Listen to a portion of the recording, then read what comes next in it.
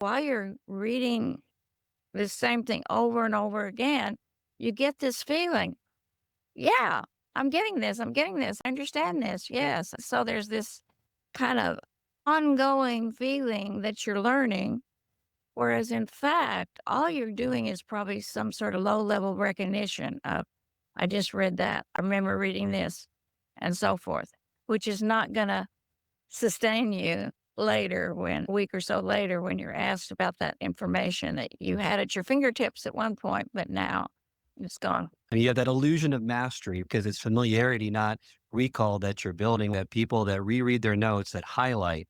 It gives you that sense of familiarity, which is one of the roadblocks to true learning because you feel like you're learning something and you're overconfident with it. What do you think is the most crucial pitfalls for adults in this regard? You need to learn that you can't trust your memory.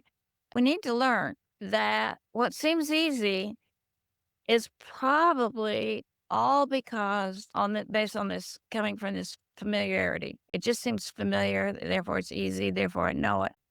But the only real way to just make sure you know it, how do I tell when I'm reading that I'm really learning, is to try to recall it later, what you read. And so give yourself one of the desirable difficulties is retrieval practice. And so give yourself a lot of tests as you're going. Maybe go read something else, do something else, come back, and now try to answer these questions. Or even just write out, what did I just read? What were the main points, etc.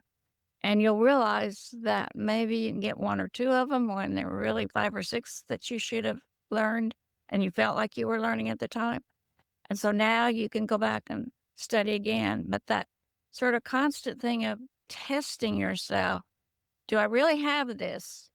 You have to wait for a while and try to retrieve it on your own